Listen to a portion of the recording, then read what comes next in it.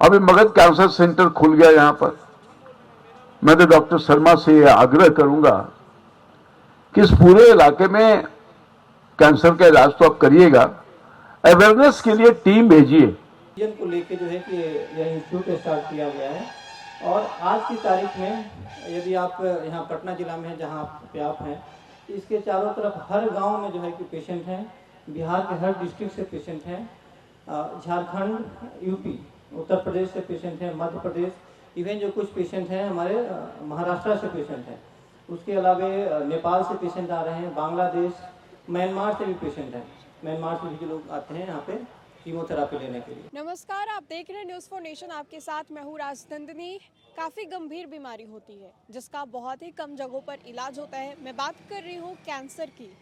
ये एक ऐसी बीमारी है जिसको लेकर के लोग काफ़ी ज़्यादा परेशान होते हैं, देश विदेश में इसके इलाज के लिए जाते हैं। लेकिन पटना की अगर बात करें, बिहार की बात करें, तो गिन चुनकर उंगलियों पर कोई सर्वश्रेष्ठ अस्पताल जो हैं वो हैं जो कि कैंसर के इलाज के लिए जाने जाते हैं। कुछ ऐसे ही नई अस्पतालें जो हैं वो भी उभरती नजर आ रही है। लेकिन इस वक्त हम लोग एक ऐसे जगह पर मौजूद है, नौबतपुर, जहाँ पर भूमि पूजन जो है वो कराया जा रहा है। क्यों कराया जा रहा है तो हम आपको बताते हैं सिलसिलेवार तरीके से। कैंसर का एक बहुत ही बड़ा अस्पताल जो है वो बनाया जा रहा है। जो व्यक्ति इस अस्पताल को बना रहे हैं वो पहले बोरिंग रोड में अपने अस्पताल यानी कि 10 बेड वाले अस्पताल से उन्होंने अपने सफ़र को शुरुआत किया था और अब जाकर के उन्होंने एक बड़े पैमाने पर ये बनाने की कोशिश की। और नौबतपुर में भूमि पूजन हो रहा है जहां पर बड़े बड़े बिहार सरकार के कई दिग्गज मंत्री जो है ऋतुराज सिन्हा से लेकर के रामकृपाल यादव और कई बड़े बड़े जो चेहरे हैं वो भी यहाँ पर पहुँचे हैं। तो हम आपको छोड़े जाते हैं इन तमाम लोगों के बयानों के साथ और क्या कुछ कह रहे हैं यहाँ के एचओडी। और ये जो अस्पताल है वो आने वाले 2 सालों में बहुत ही बेहतर अस्पताल बनकर के उभरेगा और लोगों के लिए बहुत ही कम पैसों में इलाज जो है वो भी उपलब्ध होगी। तो फिलहाल के लिए इतना ही। देखते रहे न्यूज़ फॉर नेशन। बहुत बहुत शुक्रिया। आस पास में बहुत बड़ी संख्या में गरीब किसान रहते हैं और डॉक्टर इंदु शर्मा जी बहुत विस्तार से चर्चा किया कैंसर के बीमारी के संदर्भ में, कैसे डिटेक्ट होना चाहिए, फर्स्ट स्टेज पे कैसे अगर हम इलाज प्रॉपर ढंग से करवा लें तो शायद 90% से अधिक रोगी बच जाता है और बाद के दिनों में जब स्टेज बढ़ जाता है, 4th स्टेज में चला जाता है तो लाइलाज हो जाता है। सबसे दुर्भाग्यपूर्ण स्थिति यह है, मैं एक मेंबर पार्लियामेंट के हैसियत से एक कमेटी से, चूंकि स्टैंडिंग कमेटी रहता है, वो डिफरेंट साइंटिस्टों को बुला करके जानकारी प्राप्त करते रहता है। तो ये मुंबई के कैंसर हॉस्पिटल के जो डायरेक्टर हैं वो आए थे और विस्तार से जब वो चर्चा कर रहे थे तो बताया कि बिहार में सबसे अधिक कैंसर का पेशेंट मिलता है। मैं थोड़ा चकित हुआ, क्या वजह है कि बिहार में कैंसर के पेशेंट ज्यादा होते हैं। मैंने उनसे मीटिंग से अलग उनसे मैं बात किया कि डॉक्टर साहब क्या वजह है कि हमारे यहां, बिहार तो वैसे भी गरीब है, हेल्थ फैसिलिटी पहले से सुधार जरूर हुआ है गांव में, इलाके में। वर्तमान सरकार ने पर्याप्त मात्रा में मेडिकल सेंटर खोले हैं, हॉस्पिटल खोले हैं, कई तरह की सुविधा प्राप्त किया है। बावजूद इसके कैंसर पेशेंट तो हैं, उसका क्या कारण है? एक तो सबसे बड़ी बात है कि गंगा बेसिन के इलाके में जो सब गांव है वहां अधिकांश तौर पर पेशेंट पाए जाते हैं। पानी का कुछ समस्या है। और दूसरी बात यह है कि मैंने पूछा कहां कैंसर ज्यादा होता है, बोला गले से ऊपर।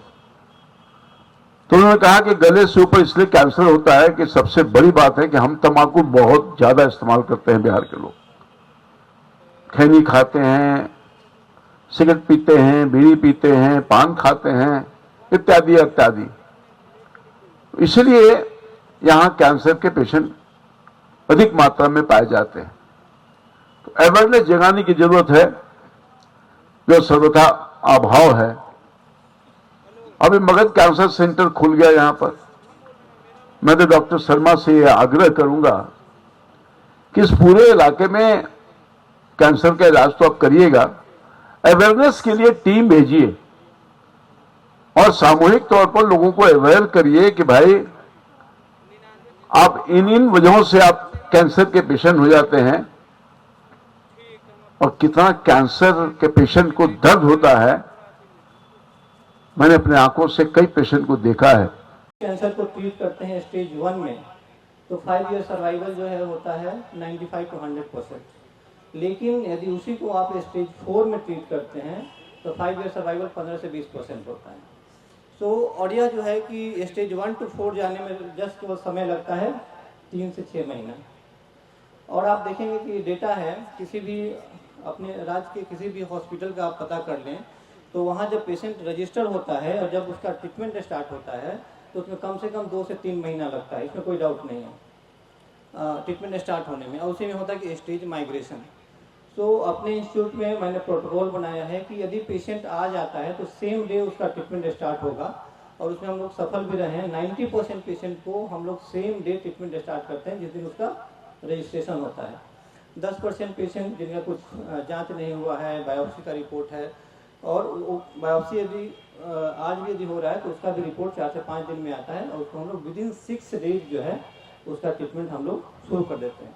मतलब कोई भी यदि हेल्थ केयर सेंटर है बिहार में तो उससे हम लोग जो काम करते हैं 10 टाइम्स जो है कि फास्टर, क्योंकि यहाँ 60 डेज एटलीस्ट लगता है, तो हमारे यहाँ विदिन 6 डेज उसका ट्रीटमेंट स्टार्ट हो जाता है।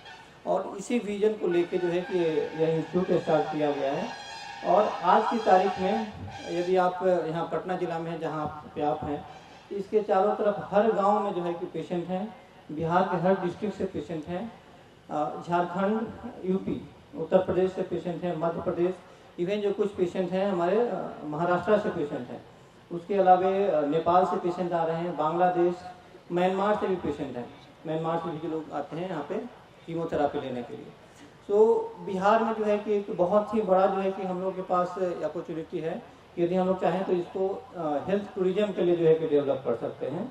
और हमारे पास पेशेंट जो है कि बांग्लादेश से खास करके जो बुद्धिस्ट कंट्री जो है वहाँ से आ सकते हैं। आप देखें दिल्ली में जितने भी हॉस्पिटल्स हैं वह जो है कि महीने में एक दिन उनका जो है कि ओपीडी होता है साउथ अफ्रीकन कंट्रीज में, उज्बेकिस्तान, यूके में, मिडिल ईस्ट में। जब मैं केरला में था तो हम बहुत सारे पेशेंट आते थे मालदीव से, मिडिल ईस्ट से, क्योंकि यहाँ पे जो है कि बेहतर ट्रीटमेंट भी है और काफ़ी जो है कि कम खर्च में उनका ट्रीटमेंट यहाँ पे हो जाता है। उसी को ध्यान में रख के इस सेंटर को हम लोग डेवलप कर रहे हैं, जिससे कि